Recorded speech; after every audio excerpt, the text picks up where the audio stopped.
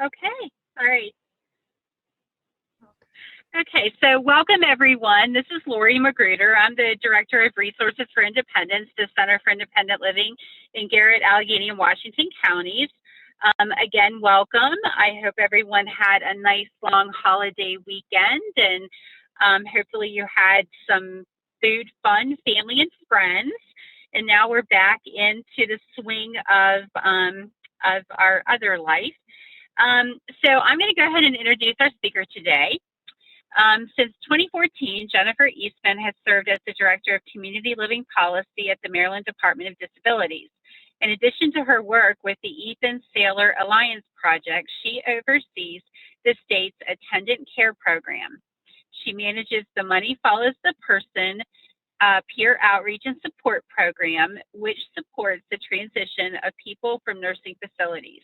She serves as the team lead for a caregiving learning collaborative, and she assists the Department of Health with its efforts to improve the health outcomes of people with disabilities through public health programming.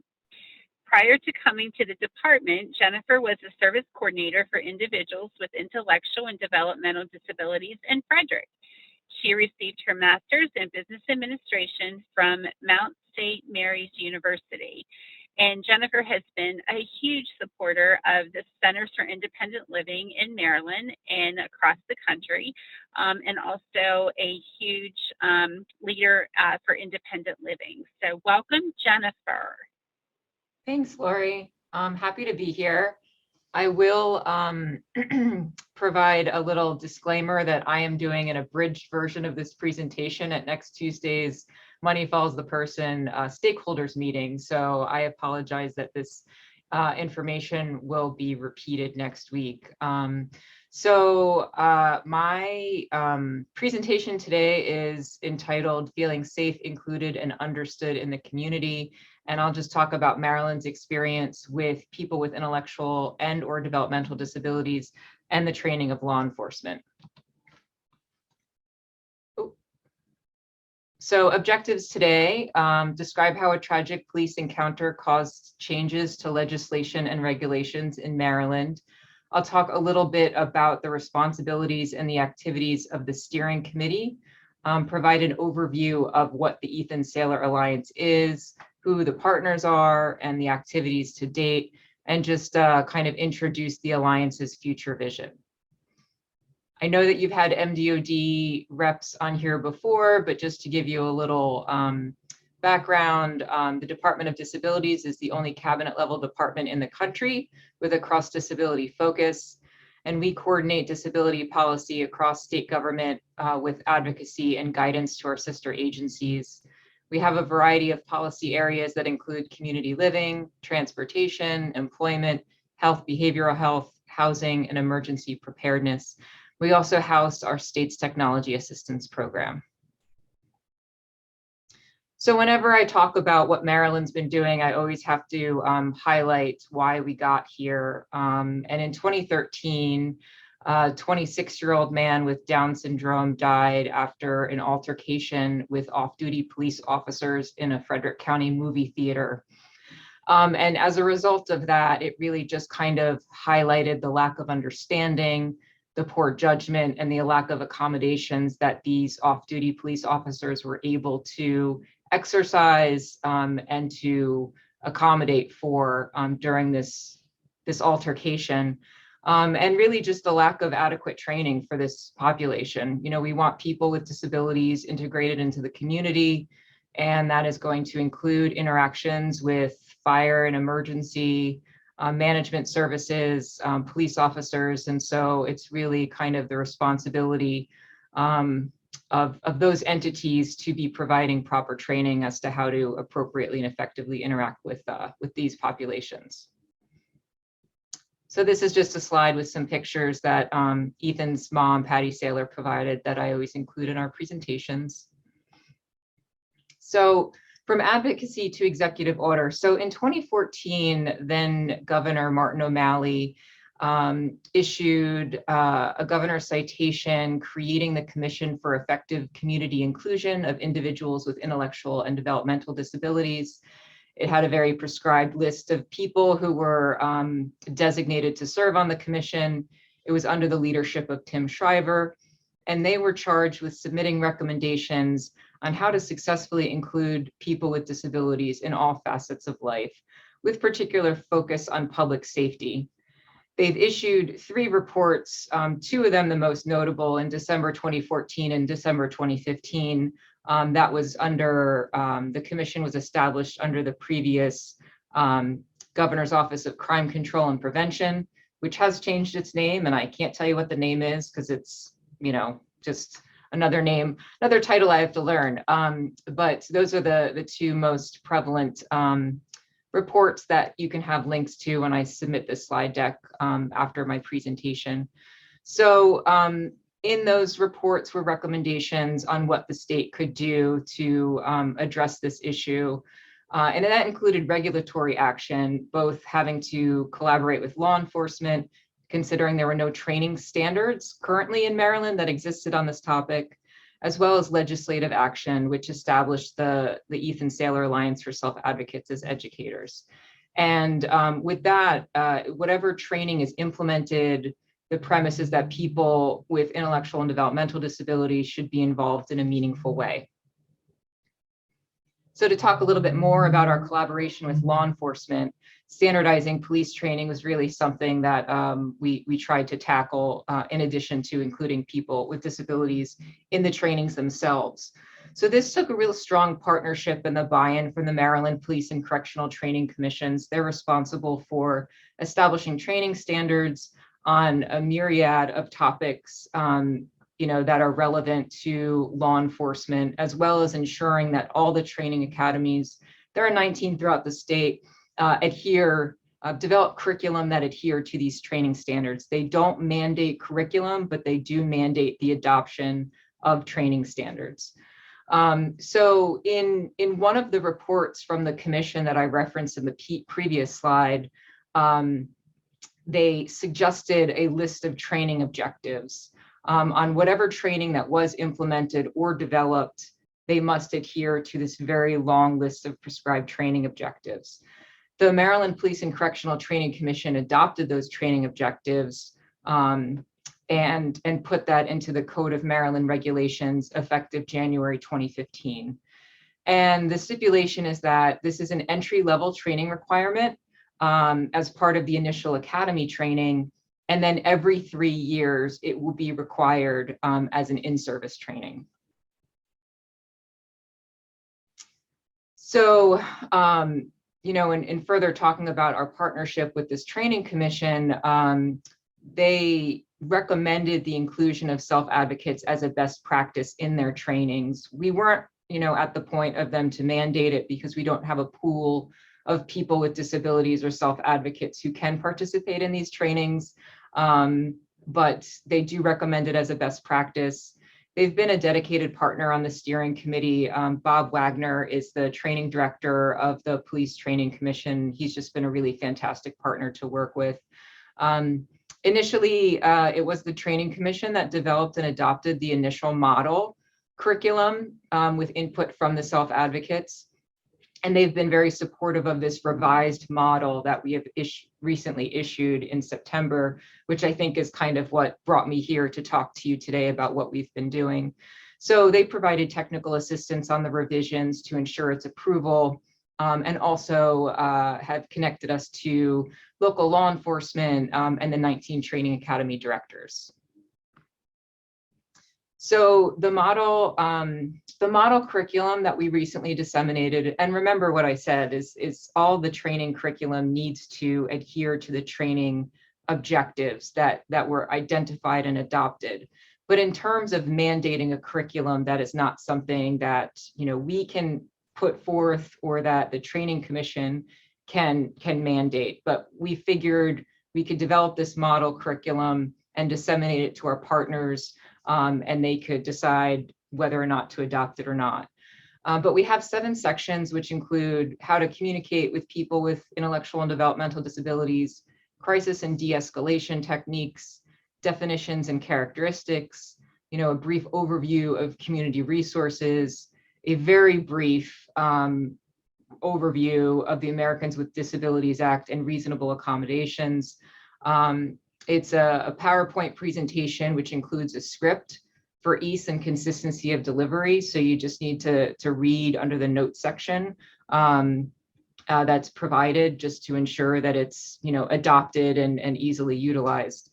It also incorporates role play scenarios, so opportunities to debrief with the officers and the self-advocates, as well as videos that are available on the Department of Disabilities YouTube channel. So this was disseminated in September of this year to initially 50 training academies. We created binders that had the thumb drive, that had the PowerPoint presentation all printed out, and all these other resources. And we sent them out to the 50 training academies that Bob Wagner identified as prioritizing. So if you were interested in knowing whether your local jurisdiction got it, you can certainly send me an email and I can let you know who did receive it. And we also made this available online on our website. The Training Commission has its own training website, a website called mdle.net, and they were going to be in the process of posting it on theirs as well. And we have received a lot of requests from other people in other states for this training curriculum. So we just want to make sure that it is, widely disseminated and used if there's interest. And shout out to the Developmental Disabilities Council and the Developmental Disabilities Administration that helped us, that contributed funding to support this effort. So in regards to the legislative action, there was a piece of legislation that was initially drafted in a report from the initial commission as to what this Center for Self-Advocate Educators could look like. And it was very ambitious with a very hefty price tag. And so, as you're probably familiar, when it comes to pieces of legislation that get pared down and get a smaller fiscal note, it changed and was introduced as this framework for preparing and supporting self-advocates as to co-lead these trainings, with the central premise that nothing about us without us. So self-advocates will be prepared, supported, and compensated to participate as co-leaders in local law enforcement and other public entity trainings. It has a small appropriation from general funds to support the program, only $75,000 a year. And it established the steering committee to oversee the work. So the steering committee is kind of like the entity that oversees the Alliance's activities, makes sure it's spending its money in an appropriate way, and makes recommendations on activities and how to continue to move forward with the initial vision of the Alliance. So the Department of Disabilities' role in this whole thing is that we were previously a member of the commission. The Saylor Alliance was established within our department. Secretary Beatty has the authority on membership. I'm the staff to the steering committee, and with guidance from the steering committee, we develop a scope of work for the Saylor Alliance to continue its activities. And then I'm the monitor for the Saylor Alliance contract. So currently we're working with Loyola University, Maryland on one project and Special Olympics on another project that I'll talk a little bit about. So activities to date, we're talking about this piece of legislation getting passed in 2015. And if you think about it, it's pretty much been fast tracked. We had, the incident occurring in January 2013. We had the governor's executive order establishing the commission in 2014. And in 2015, we had a piece of legislation that passed in April. So, I think the DD advocates are always the ones to bring up a lot of attention to an issue, and it seems like everybody seems driven to right the wrong and to get something accomplished. So the steering committee meets regularly every 2 months to receive updates and to provide guidance on the project. We continue to work towards achieving the original vision, because we have something that's established in statute that is oftentimes written very vaguely, or we don't have the resources we need. So we're just trying to move the needle as much as possible, given the resources we have. Since the establishment, we've contracted with 13 entities, and that's included or impacted up to 13 community partners. We've revised the model curriculum, which also includes role-playing scenarios for the advocates. And we conduct outreach events and respond to inquiries from the public. So to date, we've done 2 Mid-Atlantic ADA conferences on this topic. And then we participate in interviews for print publications and radio segments. I'm always having somebody reach out to me saying that they're doing something similarly, or they want information on the curriculum. So in early 2019, we had some leftover monies that weren't going to be allocated to a current contract. So we partnered with the ARC of Maryland to issue these mini grants, which was designed to meet the following Alliance objectives of reducing stigma, increasing safety, and inspiring relationships of acceptance and support for all Marylanders.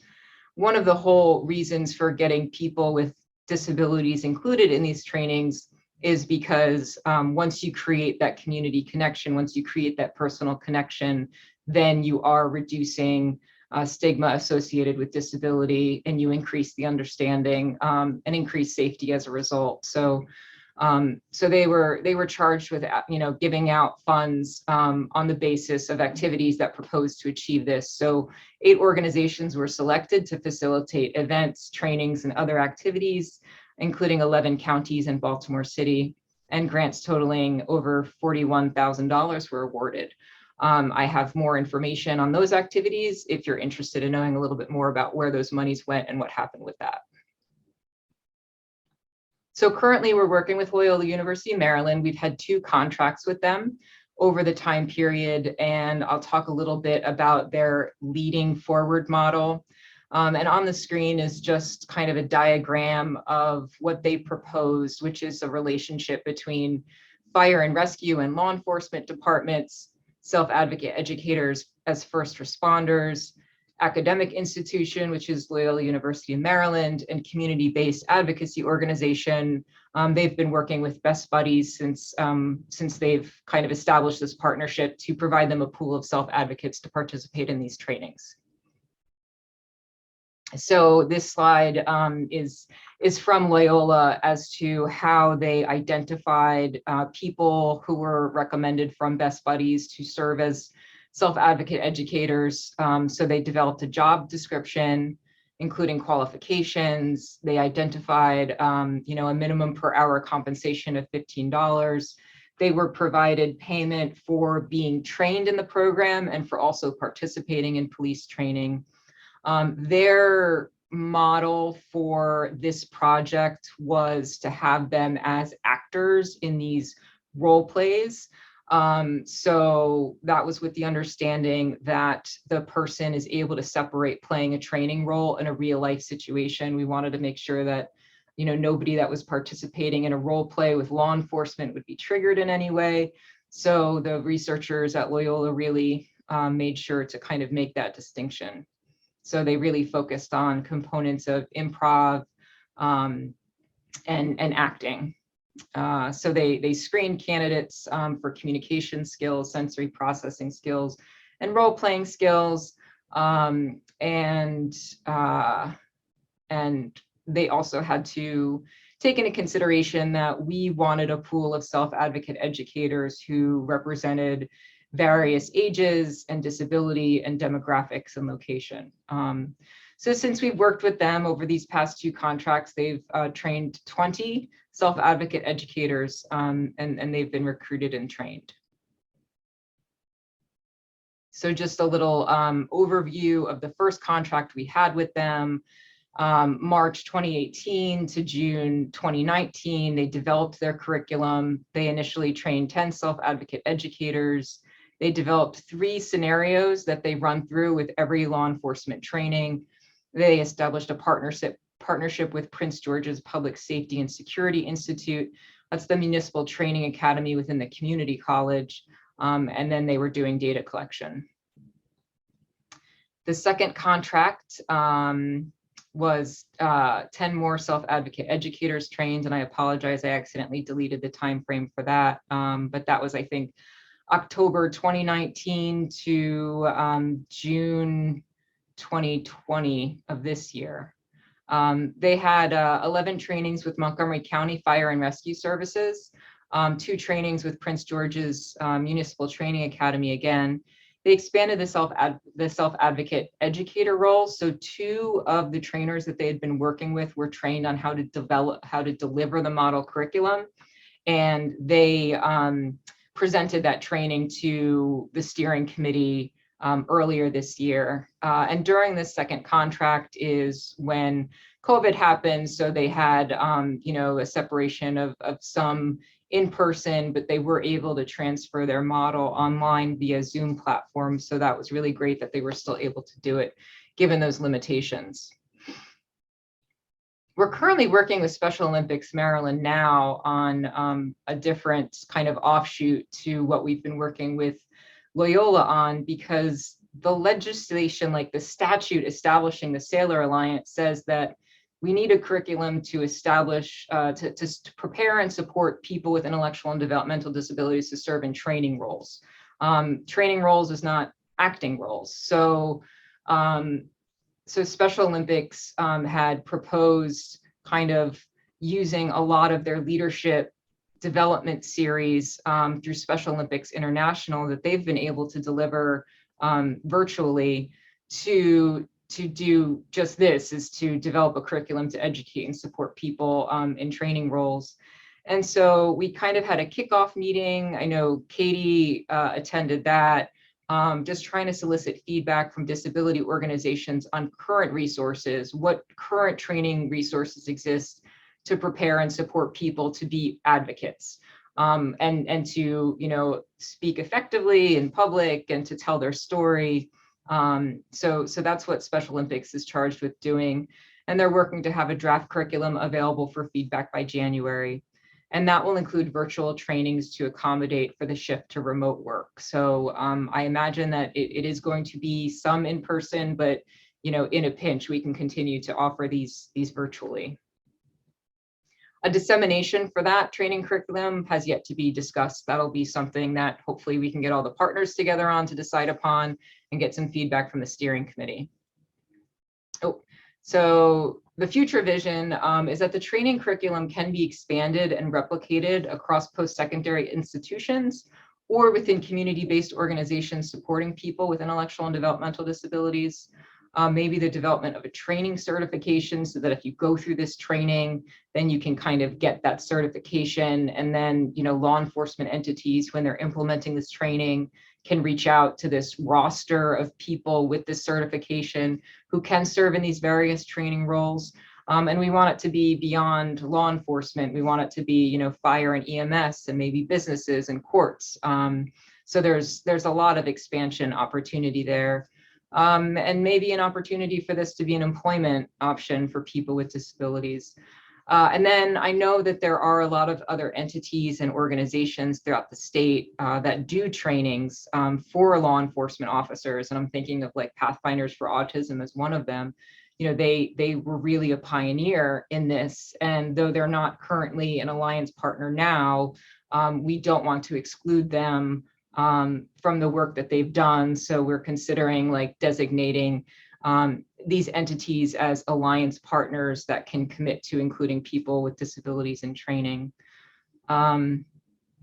So here is just a picture of the initial 10 self-advocate educators within the first cohort. I will say that this piece of legislation was established with the intellectual and developmental disability population in mind. And, there is an argument to be made that there aren't adequate cross-disability training objectives for law enforcement. And I think that there might be an option to work with these scenarios because that really seems to be a really good place for law enforcement to kind of get a sense of real life circumstances that they might find themselves interacting with somebody with a disability that they need some enhanced training on. And that's a good opportunity for, discussion amongst the law enforcement officer and the person with the disability. So we're interested in getting recommendations on scenarios that are cross disability that do impact people, not just limited to this population. So I will admit that this effort, this project that I've been working on since 2015 does exclude a large segment of the disability population, but we are statutorily authorized to just focus on those with intellectual and developmental disabilities. So that's it. I tried to take as much time as possible, but I don't typically go on and on about stuff like this. But those are the contact people. You can certainly reach out to Bob Wagner. He's the training director at the Police Training Commission. Lisa Shanebrot is the PI for the Saylor Alliance at Loyola University. And Jason Scrimmel is the VP of Athlete Leadership at Special Olympics Maryland, that's working on this current iteration of training, of developing a curriculum. I think for the future, we're going to have some monies left over in this current fiscal year, which would end June 30th, 2022. And so there might be some opportunities to give out monies to community-based organizations that are trying to do this work, but outside of the Alliance. So with that, I'm happy to take any questions or suggestions and feedback as to what I can do, what we can do as a department moving forward with this issue.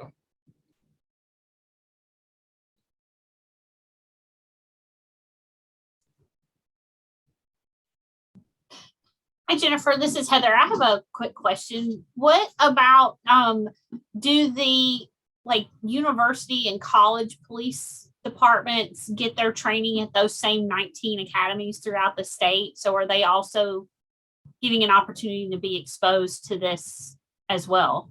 Yes. So we do have, in my long list of training academy directors, we do have colleges and universities. I believe that they're state colleges, not private, but an argument can be made to kind of increase visibility and exposure of this curriculum to people, to private universities. However, we don't really have an academic program that supports people with intellectual and developmental disabilities. So, I don't quite know what the reach would be, but it's still something that we can consider working towards. And is corrections doing anything with this as well in terms of correctional staff working within institutions? Yeah, that's a good question. Thanks, Mike. Yeah, so even though, we've got the training director, Bob Wagner, that we're working with, but he's the training director of the Police Training Commission, and corrections has not been part of this discussion at this point in time. And I think if corrections does become part of this discussion, then it really needs to be a cross-disability discussion. And, we want to focus your advocacy efforts on that. Given that 38% of people in prisons identify as having a significant disability and 25% have been in special ed programs during school, it's unconscionable that the prison system isn't doing anything with this. Yeah. And particularly the local jails, because that's the first place where most people enter the correctional system. I just find this. I have a criminal justice degree, and in 1998 and 1999 in my policing and corrections classes, we were discussing this. And it's kind of disappointing to see that we haven't gotten any further. Yeah, I mean, and I can do some digging and find out what the training standards are for correctional officers, and kind of send that to you so you can at least get a sense of what they are responsible for receiving training on, and that might kind of help target our efforts as to making the case as to, well, there's not adequate training and this is why there needs to be. When we did our second presentation for the Mid-Atlantic ADA conference, I included Kate Fahrenholt from the National Alliance for Mental Illness Maryland, because that is a huge population that law enforcement will encounter. and we really need to make sure that they're effectively trained on how to de-escalate people who are going through a crisis. You know, I think with all the you know, the highlight and the exposure to law enforcement training now, with everything that's been going on and all the incidents that we've unfortunately been, you know, learning about, that, you know, law enforcement are not going to be the people who are best equipped to handle these situations. And so there are other things that, you know, we need to do as a state, but training is kind of, you know, at least the first point of addressing the issue. We do have a question in the chat from Nikki, who has asked, have there been any notes on the intersectionality between ethnic minorities with intellectual and disabilities, and interactions with law enforcement that's included in this curriculum? So no, we don't include that. We were charged with revising a curriculum that specifically adheres to the training objectives, which involves, you know, describe the characteristics of a person with an IDD, you know, describe what are some common diagnoses associated with IDD, what are some de-escalation techniques. So it does not, we don't have the capacity or the knowledge to be sensitive to that topic and do it justice in a 6-hour training curriculum. Just forgive my ignorance, but how much of this curriculum is specified in legislation, and how much is sort of handed to you by this committee that tells you these are the topics you'll cover? Yeah, so the training standards are within the Code of Maryland regulation. Okay. And so all training needs to adhere to that, but it's up to the individual training academy to create a curriculum. You know, when we drafted this model curriculum, we needed to cite which training objective that slide addressed. Yep. And, you know, I mean, COMARs are, so for those of you who don't know, that is the Maryland regulation. They have the force of law. And so you really are sort of stuck to implement what they say, but it does seem like it would be worth going back and maybe seeing about getting some language included that does deal with racial and ethnic minorities and how they are treated inclusive of their disabilities in arrests and incarceration. Yeah, and I could provide you with a list of all of the training objectives by topic that all entry-level law enforcement needs to meet proficiency on. And however, given the most recent pieces of legislation this past legislative session that dealt with police reform, it's possible that they are in the process of reviewing those current training standards and making recommendations and edits. But I can at least provide that to you, and you can find out, you know, what they are required to be trained on now, at least to give you a baseline to start. Yeah. Jennifer, we have another question in the chat from Chiffon, who's asking about the veteran, you know, working with the Veterans Administration in regards to vets who are on and off the street due to mental health issues or other issues that have them interact with law enforcement. Yeah, we have not worked with Veterans Affairs at all. So if there appears to be a need, or if there's you know, somebody within the department that we need to connect with, I'm happy to do that. You know, it's a shame that the Department of Disabilities doesn't have a policy director specifically for criminal justice, because I think that person could find lots of things to do. Oh yeah. To pass his or her time, but just you know, one small part of community living that I do, and so to answer Chiffon's question, we haven't we haven't got involved in that yet. And Katie has a question for you.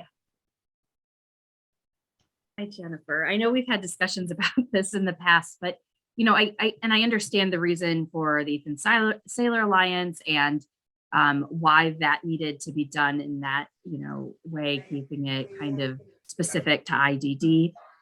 But, you know, as Mike kind of mentioned, the school to prison pipeline is a very real thing, and particularly students with learning disabilities or non-specified learning disabilities.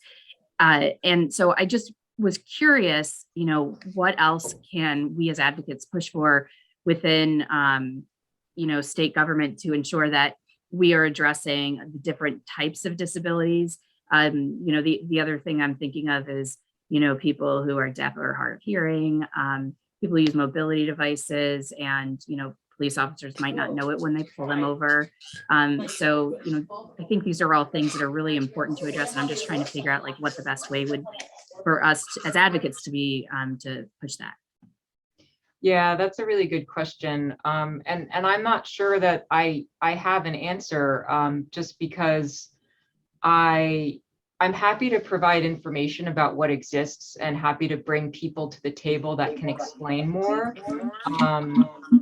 But in terms of targeting, you know, what's going to be the most bang for your buck, I personally don't know, because I'm not, you know, I'm not the legislative developer, I'm not the regulation maker, I'm just implementing it. So I think that there is a lot to do, and I think maybe that there can be kind of a summit where we bring all these people together and we kind of get an assessment of where we are and what's currently required, and maybe through that multi-stakeholder approach we can find out where the gaps are, and then we know the best way to target our efforts. And is the department comfortable with taking on a summit like that? Because I think that would be phenomenal, Jennifer. That's a great idea.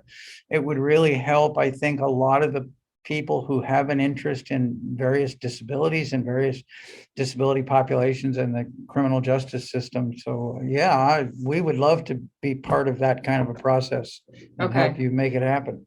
Yeah, I'm happy to talk to my leadership about that, and kind of, and at that point we'll kind of see what the adoption of the model curriculum has been. You know, the problem is we don't have data, so we don't know the number of encounters officers have with people with disabilities, or people with mental illness, or people with intellectual and developmental disabilities. And I don't think we're going to be in a position at any point soon to know what those numbers are. But the conversation needs to happen, and you know, I'm limited in what I know about this field. But you know, there's not to say that we can't come up with some good strategies for making good change. I think Bong is on. Yeah, Bong's here. I don't want to put him on. I don't want to put him on the spotlight, but Bong, did you want to add anything in terms of what the conversations you're having from a Department of Transportation standpoint about this issue? So I've had some conversations in the past, a couple of months ago, with a couple of the administrators from the MBA, you know, as far as you know, just different types of training materials, you know, as far as across platform, you know, cross disabilities, you know, and how law enforcement interacts with people with disabilities who may be driving, who may be in a vehicle that's not able to get out of a vehicle, and so forth. It's kind of been on a halt a little bit lately, but I do plan on trying to revisit it, especially around legislation time. But aside from that, I don't have any other real updates. I do know that the NBA is looking to possibly see and change how they pull up the information within their vehicles when they do make a traffic stop, and kind of making it. I don't want to say making it mandatory, because it's not mandatory, but kind of making it a priority to check certain things that come up when a vehicle's registration and or license is pulled up. Things like, do they have a disability, do they have a disability access sticker of some kind? I'm not sure what they call them. Things like that, you mean? Yeah, well, obviously, divulging whether or not you have a disability is voluntarily done so. So, but when you register a vehicle, sometimes people do register with, the fact that they do have a disability, and it does have, a handicap registration. The tags nowadays aren't necessarily, mandatory if you do have a disability or not. And then obviously you can get the placards. But Bong, I know you drive sometimes, right? yes, I used to. Okay, and so Yes. I'm thinking about your particular situation in which your arms aren't necessarily visible and you can't easily get out of a vehicle, obviously. Have you ever had any uncomfortable or I guess uncomfortable encounters with law enforcement in that sense? I know you committed a lot of crimes when you were younger. I just don't know if you got caught, So no, I have not. I have pulled over because a family member of mine had gotten pulled over on the Beltway. So I pulled over, with him. But just the mere thought of being pulled over, and especially in today's world that we Sure. live in, just the fact of being pulled over, and if I was to be asked to put my hands out the window or put my hands on the steering wheel even, or on the dashboard, Yep. that's something that I'm not capable of doing. So I'm not being in compliance with that officer at that time. So that's one of the biggest reasons why I want to try to get that information, that, hey, you're dealing with a person with a disability, or at least dealing with a vehicle that is supposed to have a person with a disability. Obviously, that's not going to be 100% always the case, but at least at that particular moment in time, that officer will know and be cautious and conscious of, hey, I might be dealing with someone, who's not able to comply at this particular time, or not able to comply correctly or properly, with his or her demands. Yeah, okay, thanks. Mike, Yes. this is Jerry. And a lot of the issues that MVA is having is due to a lack of information. I'm a disabled veteran, and I've taken it upon myself to go to MVA and indicate certain things. I use hand controls when I drive. I am lawfully licensed to carry a firearm. I can't easily get in and out of a vehicle. And so I have all of this information in the database. So whenever they run my tag, they know that I'm a combat veteran because I put that in the system. They also, that my legs don't work, that also is in the system.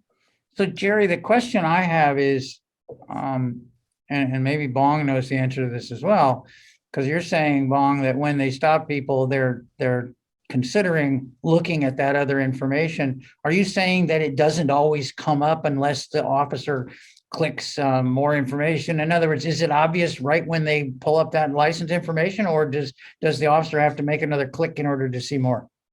They have to make another click in order to see more. So there's two things that they're able to do. They're able to pull up your registration of the vehicle, and then they're able to pull up your driver's license. So typically, the registration is pulled up first, and then And does and then that, they go grab your license, And then once they grab your license from you, then they run the license to make sure everything is kosher, according to their computer systems. But, by that point, you're not being compliant if you're not able to, put your hand out the window or put them on the dash and so forth. So Jerry, you voluntarily provided this information for them in the hopes that it would avoid a problem. But it sounds like they don't see that information unless they take that extra step of clicking on something. Okay, since the Real ID has gone into full effect in the state, when they run my license plate, they know immediately that I am a veteran. And it's in the driver's license and it is in the system. And so the veterans have to be proactive and make sure that information is in the system so that, because when my driver's license, whenever they run it, they also notice that I'm a licensed carrier of a firearm. Now, I keep it locked up these days. I don't carry it. But all of that material is on my driving record. And so it automatically, you're saying it automatically comes up. It automatically comes up. Now, I don't know about everybody, but for veterans in the state of Maryland, when they run the license, they immediately know that you're a veteran. They also know that you're not just a veteran, but you're a combat veteran. And that's important because combat veterans, you have turned them into killers. And just because an officer has a gun, if you've been in combat, you've been on the business end of a weapon so many times that getting shot, hey, it doesn't, if you're determined to kill somebody or hurt somebody, the weapon is not a deterrent. So they need to know what and who they're dealing with. And, I've been banging my head against the wall with the people in Annapolis. They have veterans on the law enforcement team. And a lot of them are combat veterans themselves. So you've got a person that you've turned into a stone cold killer and you've turned them loose on the street. DOD does a very poor job of rehabilitating men. You go in, you do your time, they turn you loose, and there you are. Excuse me, folks. I need to interrupt for just a second. My apologies, but I have to go. Something. Okay, appreciate it. It's great to talk to you guys. Thank you very much.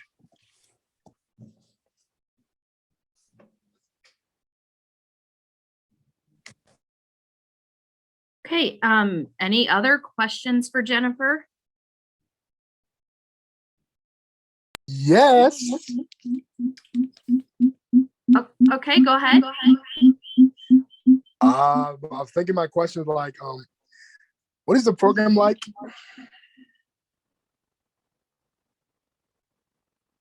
The curriculum? Yeah. So the curriculum has 7 sections. Goes over like communication, what constitutes a crisis, the stages of crisis, how to properly de-escalate somebody who's in a crisis, and just give some, what are the characteristics of somebody with a disability? How can you tell? I mean, we don't want law enforcement to be diagnosing people, but we also want them to kind of pick up on some cues that a person might have a disability, so that they can tailor their approach differently. So instead of asking, multiple questions in succession, that they give the person adequate response to answer their question or find another way to respond. It also talks about what are the resources in Maryland that law enforcement could leverage in their community if they encounter somebody with a disability who's in crisis and might need something. And then, talks very briefly about accommodations and the Americans with Disabilities Act. So, we have all of the training resources available for download on our website. And I'm going to be sending out the slide deck after I make sure it's fully accessible to Heather, and she can disseminate it to everybody. And that has links to everything that I referenced, including reports and the training curriculum.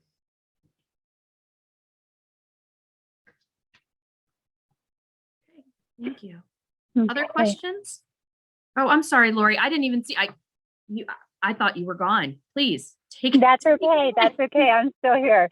Yeah, I was just going to, if there's no more questions, we'll go ahead and wrap up. Any other questions? No? Okay. Well, again, thank you all for being on our presentation today, and obviously to Jennifer. And just as a reminder for those who may be new to the broadcast, they are held every Monday at 2 p.m. And they will be on they will be on YouTube, and that usually takes what, a day or two, Heather, until they're on there. I do my best. Okay. I'm running a little behind again.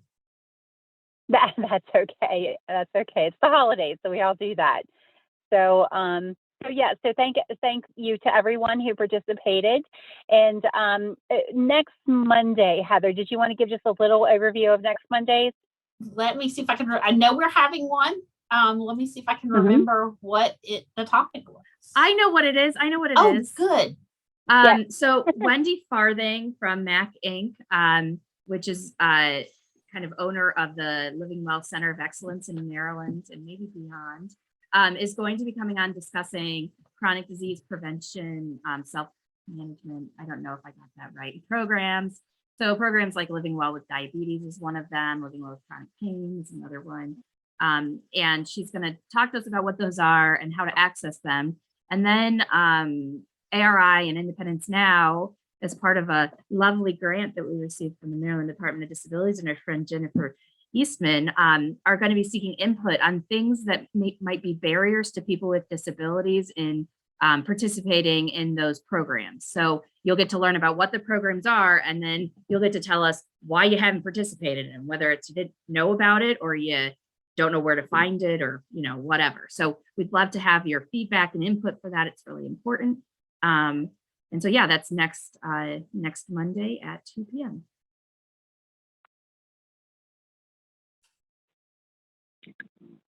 All right, that sounds awesome.